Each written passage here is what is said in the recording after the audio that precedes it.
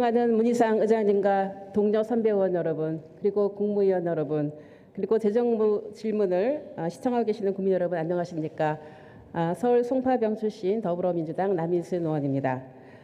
문재인 정부는 지난 2년간 다 함께 잘 사는 포용적 복지국가 실현을 위해서 문재인 케어 아동수당을 도입했습니다.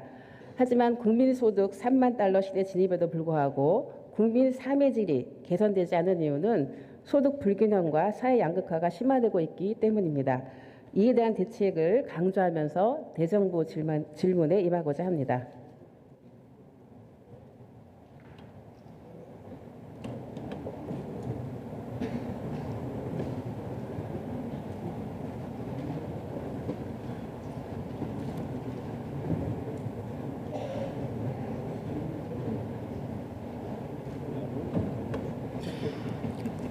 예, 국무총리님 앞으로 좀 나와 주십시오.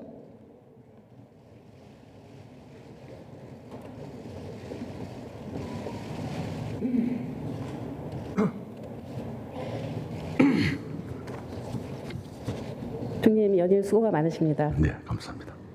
지난해 저출산 문제에 대해서 좀 질문드리겠는데요. 지난해 출산율이 0.98로 매우 사실은 충격을 주었습니다. 이런 낮은 출산율은 일자리 문제나 또 높은 집값, 또 교육 경쟁, 돌봄과 양육 등 다양한 문제들이 이제 결합돼서 나타나는 암울한 결과라고 보는데요.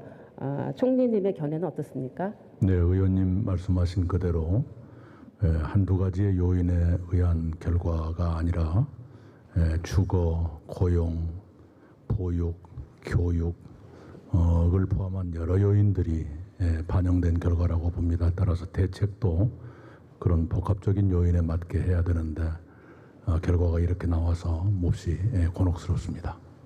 그래서 이제 문재인 정부가 저출산 기본 계획을 좀 수정을 하면서 목표를 3의 질 재고로 목표를 수정을 했습니다. 이렇게 목표를 수정한 이후에 어떤 성과나 문제점 또 향후 대책은 어떻게 보고 계십니까? 예, 우선은 목표를 예전에는 몇 명 하는 숫자로 제시했습니다마는 바꾼 것은 그런 목표, 출생률 제고라는 목표에 접근하는 방식을 어떻게 할 것인가 하는 것입니다만 그걸 삶의 질 제고라고 간략하게 제목을 붙였습니다. 그 내용은 주거를 지어놓는다든가 또는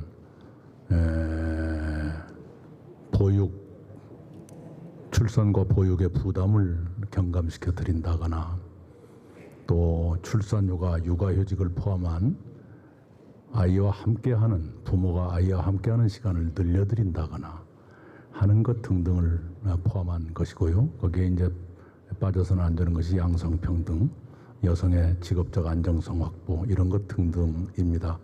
아직 그 결과를 판단하기에는 빠릅니다만은 그러나 0.98이라는 숫자가 나온 숫자로 증명되듯이 낙관할 수 없는 단계다 이렇게 봅니다.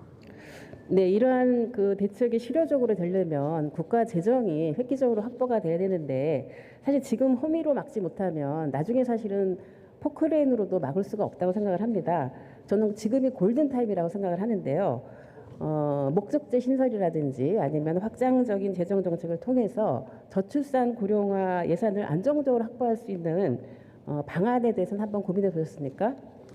예, 그러지 않아도 내년도 예산을 짤 적에 아직은 내년도 예산이 편성되기 전입니다만 의원님께서 말씀 주신 대로 그러한 정책들이 효과를 낼 만큼 대담한 재정적인 지원이 필요하다는 원칙적인 생각을 가지고 있습니다. 네, 저는 오늘 이 확장적 재정 정책에 대해서 좀 말씀을 좀 드리고 싶은데요.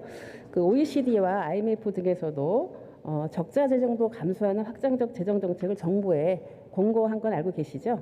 네.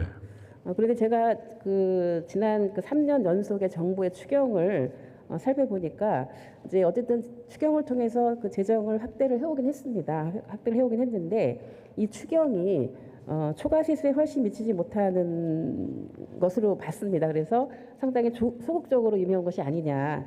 그리고 국가 채무에 대한 걱정으로 인해서 결국은 균형 재정에만 초점을 두고 그런 지적이 있거든요. 어떻게 보십니까? 제가 지금 표에다가 저렇게 보였는데요. 예, 예산 증가율 더구나 추경까지를 포함한 예산 증가율이 낮은 편은 아니었습니다만은 결과적으로 초과 세수, 세금이 예상보다 더 많이 거쳤다. 그리고 그 초과 세수를 어떻게 쓸까 하는 걸 가지고 고민도 했다는 것은 적어도 확정 재정이라고 말하기는 어려운 것이지요. 네. 그래서 바로 그런 지적을 받는 것도 일리가 있다고 생각합니다. 네, 그러면은 총리께서는 그 OECD 국가와 비교할 때 우리나라의 국가 채무 수준이 어떠한 것으로 파악하고 계신가 한번 화면을 보시기 바랍니다. 예, 여기 나온 대로 네. 우리의 국가 채무 비율, GDP에서 국가 채무가 차지하는 비율이 한국은행의 신개정에 따르면 30몇 %로 내려갑니다만 구개정을 기준으로 하더라도 약 40% 선입니다. 네. OECD 평균이 110%, 네. 미국, 프랑스 이런 나라들이 전부 100%가 넘고요. 캐나다도 그렇고 일본은 230%가 넘고 있습니다. 그러면은 이것이 OECD의 어떤 평균으로 본다면은 지금 우리나라 경우는 그렇게 국가 채무 비율이 높지 않다 이렇게 보시는 거죠? 네, 우리 IMF나 OECD가 재정 여력이 있다고 보기 때문에 네. 확장 재정을 권고하고 추경도 권고하고 그렇게 됐습니다. 근데 또 일부 야당에서는 뭐그 국가 채무 비율이 40%가 되면 국가부도지 않느냐라는 어떤 그런 이야기도 하는데요. 사실 국가재정 정책의 중요성을 부정하는 것이지 않나라고 하는 생각이 드는데 총리께서 이제 확장 재정이 필요하다는 그런 말씀을 하셨기 때문에 그 부분은 넘어가도록 하겠습니다. 그러면 이제 그 한국은행이 아까 말씀하신 그 신계열의 GDP 기준 개편에 따르면 채무 비율 자체가 36% 낮아집니다. 그러면 그것을 감안해서 내년도 예산에는 반영을 하실 계획이십니까? 네, 내년도 예산의 규모가 정해진 것은 아닙니다만은 한국은행의 그 개정 업데이팅도 있었고요. 또 이런 확장 재정의 필요성에 대해서 어느 정도 합의가 이루어지고 있다고 보기 때문에 적극적으로 예산을 편성할 계획이고요. 조금 전에 의원님 국가부도 말씀을 주셨는데 정치권 일각에서 그런 우려가 있는 줄 압니다. 심지어는 그리스의 길을 갈 거다는 말씀인데 그리스는 국가 채무 비율이 190%가 넘죠. 우리는 40이고요. 설마 IMF가 우리한테 국가부도를 권고했겠습니까? 네, 그렇습니다. 그래서 내년도의 정부 예산안이 약 500조 원 정도죠. 그래서 올해 예산보다는 6.2%가 늘어난 겁니다. 그런데 사실은 올해 예산은 작년에 비해서 9.7%가 늘어났었거든요. 그러면 이것보다는 조금 더 나아가야지 확장적 재정 정책이라고 할 수 있지 않겠습니까? 예, 한국은행의 개정 변경도 있었고요. 약간의 여유가 더 생겼다 이렇게 판단하고 또 실제로 그런 필요가 생겼고요. 네, 그렇게 하겠습니다. 네, 그래서 지금은 어떤 세계적인 경기 침체와 또 미중 무역 마찰, 또 일본의 경제 보복 등 대외 변수가 굉장히 악화되고 있지 않습니까? 그리고 하방 압력에 대한 지속 등으로 굉장히 경제 여건이 어렵습니다. 이에 따라서 고용 부진이나 또 빈부 격차가 심화되기 때문에 어느 때보다도 재정 확장 정책이 좀 필요하다. 다시 한번 강조를 드리는데 동의하시죠? 네, 네. 잘 알겠습니다. 그리고 지금 여러 가지 그 문재인 케어 재정을 또 안정적으로 뒷받침하고 국고 지원을 더 확대해야 되고요. 또 장애인 등급제를 단계적으로 폐지를 했기 때문에 여기에 따른 늘어나는 재정이 있습니다. 그런데 올해 내년 예산에 보면 거의 반영이 안 돼 있고요. 그 누리과정 지원 단가도 지금 7년째 동결이 돼서 그 간식비가 그대로입니다. 유아교육의 질이 지금 나아지지 않고 있는데요. 이런 것들을 보더라도 그 누리과정 지원 단가도 단계적으로 인상을 해야 된다고 생각을 하는데 뭐 뿐만 아니라 경제 활력 제고를 위해서도 그렇고 다 함께 잘 사는 포용적 복지 국가를 위해서는 확장적 재정 정책 우리 총리님께서 다시 한번 의지를 표명해 주시죠. 네, 그렇게 하겠습니다. 그렇게 하시겠습니까? 네. 알겠습니다. 예, 제가 총리님께 제로페이 관련해서 한번 좀 질문 드리겠습니다. 혹시 제로페이 사용해 보셨습니까? 저는 아직 사용 못 사용 안 해봤습니다. 해보셨습니까? 네. 저는 요즘에 그 제로페이 어디 가서나 제로페이로 직접 결제도 하고 제로페이가 설치가 안 된 곳에 가서는 제로페이를 설치하라고 얘기를 하고 있는데요. 굉장히 쉽고 빠르게 할 수 있는 그런 장점을 갖고 있습니다. 이 제로페이라고 하는 것은 소상공인과 소비자의 그런 실질 소득 향상에 기여하기 위해서 국가가 추진하고 있는 그런 정책인데요. 연 매출 8억 원 이하의 매장에서는 수수료가 0%이고요. 또 8억 원에서 12억 원 이하의 매장에서는 수수료가 0.3%이기 때문에 굉장히 수수료 부담이 없는 좋은 제도입니다. 그런데 그 제로페이 그 사용 실적이 보니까 그 올해 1월에 514건 시작할 때 굉장히 미미했지만 지금 7월 기준으로 해서 굉장히 증가하고 있고요. 또 가맹점도 늘어나고 있는데 문제는 일평균 지금 가맹점에 그 등록하는 데가 2,000건이 넘어서고 있는데 이게 사실 비용 지원을 정부가 해주고 있었거든요. 이거 하기 위한 어떤 과정을. 그래서 앞으로 70만 개 점포까지 늘어날 예정이라고 하는데 비용이 없다고 합니다. 어떻게 하시겠습니까? 예, 저희들이 그래서 이번 추경에 76억 원 정도를 반영을 했습니다. 그 제로페이를 그 운영을 하려면 뭐 QR 단말기가 필요하다 그러고요. 그런 장비 도입을 지원하는 등의 예산으로 76억을 반영했는데요.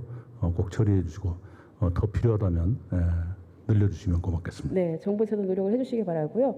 그리고 정부나 공공기관 등에서 업무 추진비로 제로페이 결제가 가능해진 것으로 알고 있습니다. 지금 어떻게 진행이 되고 있습니까? 예, 정부는 9월부터 그리고 지방자치단체나 산하기관은 11월부터 가능하도록 지금 준비를 해놨습니다. 네, 만전을 기해 주시기 바랍니다. 네. 총리님, 최근에 청년과 신혼부부를 올리는 전세 갭 투자, 깡통 전세 들어보셨습니까? 예, 여기 나온 그대로입니다. 빌라촌까지 침투해서 임차인들이 몹시 불안하다 하는 얘기를 알고 있습니다. 사실은 갭 투자가 아니죠. 이건 거의 갭 투기라는 점을 분명히 해야 된다고 그렇습니다. 생각을 하는데요. 정부가 전혀 실태 파악을 지금 못하고 계시죠.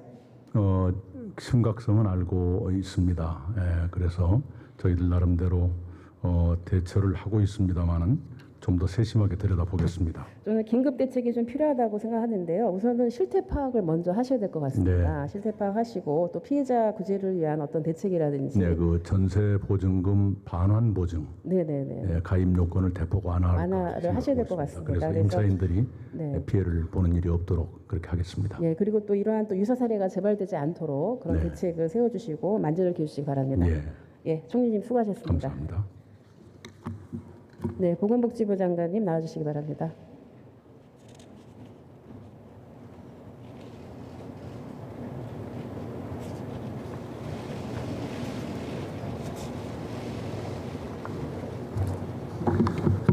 네, 장관님, 그 문재인 케어에 대해서 질문하겠습니다.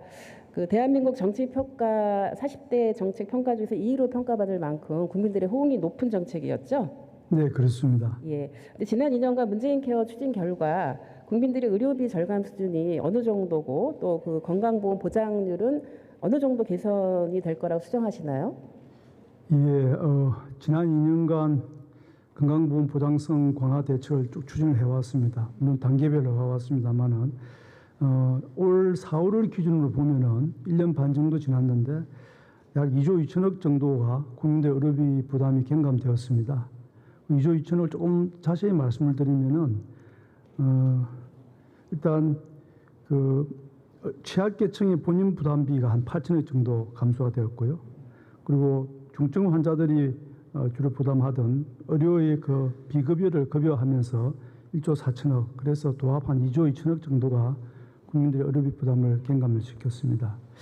의원님께 질문하신 이 보장성 강화의 대책의 향후 전망은 2022년까지 저희들이 현재 보장성이 한 63% 시작을 했는데 70%까지 보장성을 강화할 것으로 하고 있고 단기별로 이것이 계획대로 추진될 것으로 저희들은 기대를 하고 있습니다. 그럼 2022년까지 70%를 달성하시겠다 하면은 지금 2019년 현재는 몇 프로 정도까지 됐습니까? 그 병원의 그 등급에 따라 다릅니다만은 주로 이번에 보장성 강화의 혜택을 많이 본 종합병원 같은 경우에 67.2%까지 올라갔습니다. 그래서 저희들이 70% 잡고 있는 것에 비해서는 이제 한 2.8%포인트 남아 있고요.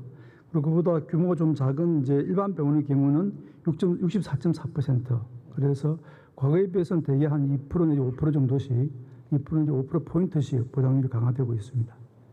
예, 그럼에도 불구하고 문재인 케어에 대해서 또 일부 야당에서 문재인 푸어다, 먹튀 케어다라고 운운을 하고 있습니다. 과연 국민의 생각과 건강을 지키기 위해서 문재인 케어를 반대하는 것이 아니라고 한다면 재원 조달이 중요하다고 생각을 하거든요. 지금 이제 2023년에도 그 누적 수지가 11조 원 이상으로 흑자 기조를 유지하겠다고 하셨지만 작년부터 단기 적자이지 않습니까? 이 문제를 해결하기 위해서 국고 지원이 더 필요하다고 보는데 장관님은 어떻게 대책을 세우고 계십니까? 예, 그 지금 재정 그 문재인 케어를 추진하면서 건강보험제도의 재정 안정에 대해서 걱정하시는 건 저희들 충분히 알고 있습니다. 또 저희 정책 당국도 이 부분에 대해서는 항구적으로 재정이 안정될 수 있도록 방안을 강구하고 있고, 예컨대 2022년 이후에도 지불 준비금이 10조 원 이상 지속적으로 남아 있을 수 있도록 그렇게 재원 조달 방안을 짜고 있습니다. 크게 세 가지로 저희들이 계획을 세우고 있는데요. 우선 국민들이 관심이 많으시는 건강보험료율 증가, 그것은 지난 10년간 연평균 3.2%씩 상승이 되었습니다. 저희들도 그 수준 내에서 건강보험료를 인상률을 조절을 할 것이고요. 그게 이제 수입의 주된 내용이 됩니다. 두 번째는 국고 지원을 지금보다 좀 더 늘려서 좀 더 안정적인 지원 조달을 할 생각이고, 그리고 뭐 어느 경우에 관계없이 저희들이 의료비 지출이 좀 더 과도하게 소모되고 있거나 좀 낭비적 요소를 일일이 찾아내서 지출 효율화를 가하는데 열정을 모으고자 합니다. 저희들이 작년에 발표했던 건강 의료체계 5개년 계획에는 처음에는 이제 단기준에 1%포인트 정도 의료비 1%를 전략하려고 했고, 5년에 걸쳐서 3%가 되도록 그렇게 하면은 현재 우리가 건강보험료 1년에 한 70조 정도 씁니다. 3%를 매년 절감을 시킵니다. 한 2조 정도를 절감할 수 있기 때문에 2022년 이후에도 지불 준비금 10조 원 이상이 남게 하는 것에 대한 계획대로 추진될 것으로 그렇게 예상이 됩니다. 네, 장관님 그 세 가지 방안 중에서 결국 국고 지원 문제인데요. 네. 지금 이제 건정심에서 가입자 단체가 국고 지원 그 확대를 요구하고 있지 않습니까? 지금 네. 왜냐하면 그동안 그 원래 20% 범위 안에서 원래 국고를 지원하도록 돼 있는데 계속 가소 추계를 해서 지원을 하다 보니까 점점점 이 지원율이 떨어졌습니다. 지금. 네. 뭐 액수로는 커졌는지 모르지만 지원율로는 점점 축소되고 있는 그런 상황입니다. 그래서 가입자 단체들이 이걸 신뢰를 못합니다. 네. 이 부분에 대해서 내년도 예산에도 별반 반영이 안 됐는데 근본적으로 사후정산 제도를 도입한다라든지 아니면 전전년도 결산 기준으로 17% 선을 유지하는 이런 제도 개선 방안을 적극적으로 강구하셔야 되지 않겠습니까? 예, 뭐 의원님도 방금 정확하게 지적을 해주셨습니다만은 국고 지원의 절대 자체는 매년 증가해 왔습니다. 비율이 줄줄. 근데 이제 비율이 건강보험 재정 자체의 규모가 커지다 보니까 비율은 조금씩 떨어지는 적이 있습니다. 지금 정부 내에서도 일단 내년은 최소한 올해보다도 규모도 커질 뿐만 아니라 비율도 좀 늘리려고 재정 당국과 열심히 좀 협의 중에 있고요. 의원님께서 제안해 주셨던 사후정산제도 저는 유력한 방안이라고 생각을 합니다. 다만 이제 사후정산제를 하려 그러면 결국은 이제 국고 지원이 좀 더 많이 늘어날 수밖에 없는 그런 결과를 가져올 것이라서 재정 당국과 좀 더 긴밀히 저희들이 협조를 해서 그 방안도 강구할 수 있도록 하겠습니다. 네, 장애인 등급제 폐지에 관련해서 질문하겠습니다. 지난 7월 이후부터 장애인 등급제가 그 6등급에서 경증, 중증으로 개편이 돼서 장애인 지원 체계가 크게 변화를 했습니다. 화면을 한번 보시면 장애인 지원 체제 전환이 우리 정부에서 굉장히 큰 성과라고 저는 생각을 합니다. 뭐 23개 국가 서비스나 200여 개의 지방자치단체 서비스가 대상이 확대됐죠. 네. 예, 그런 부분들은 굉장히 반가운 소식인데 문제는 약 250만 명의 장애인과 그 가족들이 이번에 장애인 정책 전환으로 뭔가 좀 피부로 좀 느껴서 뭐 정말 크게 변화됐다 이런 거를 느끼고 싶은데 내년도 장애인 복지 예산이 얼마나 확보가 됐습니까? 내년도 좀 아직 국회가 예산 심의를 하고 내년도 해야 되기 때문에 저희들이 정부에서 편성 차원에서 말씀을 드릴 수 있겠습니다. 편성만 본다면은 올해보다 한 5천억 정도 증가된 3조 3천억을 저희들이 예산을 편성해서 국회에 좀 넘겨놓은 상태입니다. 예, 그 정도 갖고는 장애인 단체에서 전혀 큰 변화를 못 느낀다라는 얘기가 있고요. 장애인 연금만 보더라도 내년도에도 자연증가분 외에는 증액하지 않는다는 것이거든요. 네. 지금 그래서 사실 장애인 연금은 좀 생활이 어려운 중증, 중복 장애인만 대상으로 지급이 되고 있는데 이번에 경증, 중증으로 나눴지 않습니까? 그러면 경증 장애인, 중증 장애인들한테는 이 장애인 연금이 다 지급될 수 있는 어떤 계획을 수립해야 되지 않냐라는 거죠. 단기적으로라도. 예, 그 부분이 장애인에서 좀 꾸준히 제기하고 가장 강하게 주장하는 내용이 그 부분입니다. 제가 좀 국민들의 이해를 돕기 위해 조금 소상히 설명을 드리면 과거에는 1등급, 2등급이 장애인을 받고 3등급은 중복장애인 경우만 소수만 받았습니다. 그런데 이제 이번에 1, 2, 3급을 중증장애인으로 분류하고 4, 5, 6급을 경증으로 분류를 하면서 이제 장애계에서는 기대하는 것이 상급이 중증으로 분류되었으니까 1, 2급이 받던 그 장애연금도 우리도 좀 받았으면 좋겠다는 그런 이제 논리적인 어떤 뭐 합리성을 가진 그런 기대입니다.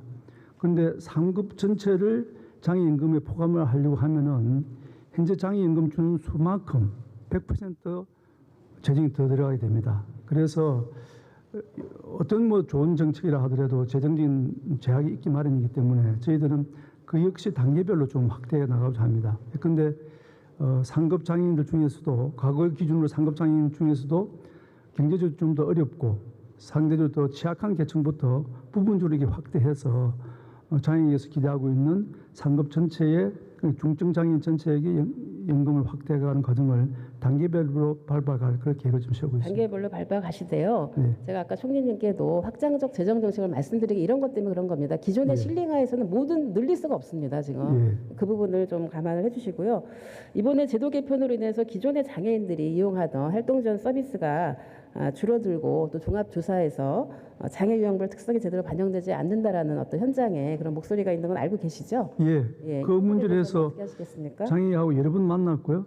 그리고 뭐 종합조사표도 수정했을 뿐만 아니라 종합조사표 뒤에 숨어 있는 매뉴얼 자체는 아주 상세하게 되어 있습니다. 그래서 장애 각 특성별로, 장애 유형별로 그 특성을 정확하게 파악할 수 있도록 매뉴얼에 자세히 적혀져 있고, 이제 장애인들이 기대를 하고 있는 활동 지원 서비스도 현재는 102시간이 평균적으로 지원되는데 이번 제도 결과 109시간, 7.2시간이 더 늘어납니다.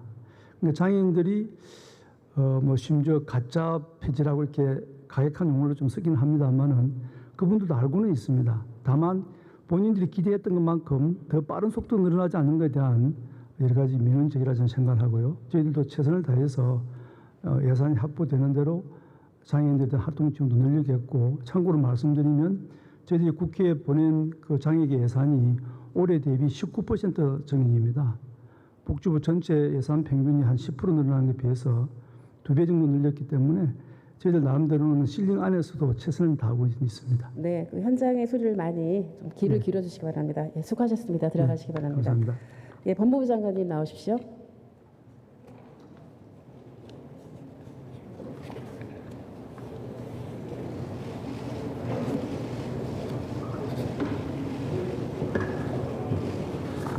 네, 장관님. 네.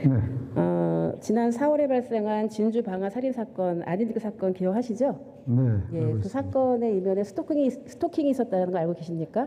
네, 알고 있습니다. 네, 뭐 스토킹으로 인한 그 여성 살해 범죄가 계속 있어 왔다는 것도 알고 계시죠? 네. 예, 이런 문제가 왜 해결이 안 되고 있습니까? 스토킹 네네. 단계에서 이런 무고한 희생을 막을 수 있었던 거 아니라는 거죠. 네, 여러 가지 지금 1년에 사실 스토킹이 살인으로 이어진 사건이 약 한 50여 건 되는 걸로 알고 있는데요. 그래서 이 스토킹 처벌법을 입법 예고는 했는데 아직까지 지금 부처 간에 조금의 이견이 있기 때문에 이견을 조정하기 위한 논의를 지금 계속하고 있습니다. 예, 장관님, 이 스토킹 처벌법이요. 사실 20년째 네. 국회에서 발의되고 통과되지 못한 게 지금 여러 번입니다. 그래서 제가 여러 번 19대 때도 냈고 계속 관심을 갖고 있는데 정말 굉장히 면목이 없는 그런 상황인데요. 정부에서 스토킹 처벌법을 드디어 입법 예고를 했어요. 네. 그러고 나서 1년이 지났습니다. 1년이 지났는데 1년 동안 왜 논의가 안 됐는가를 제가 확인을 해보니까 그 경찰청이라 의견이 조정이 안 됐다고 그러더라고요. 경찰하고. 그 네, 내용도 사실 큰 내용이 아니에요.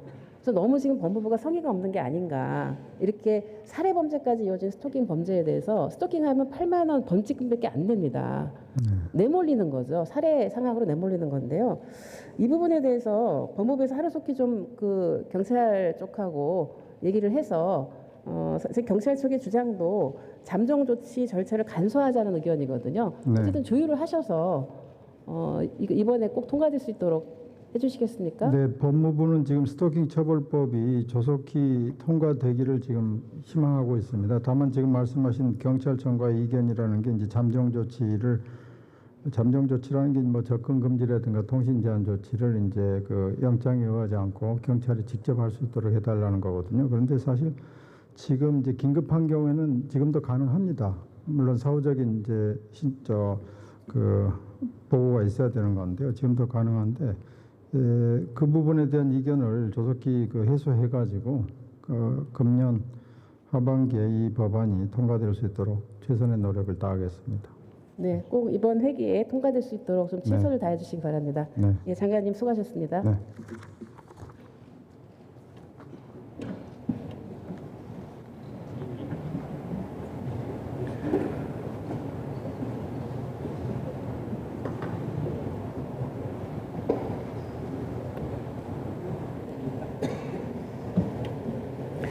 존경하는 문희상 의장님과 선배 동료원 여러분, 그리고 국무위원 여러분, 문재인 정부의 성공은 촛불 시민들의 염원입니다.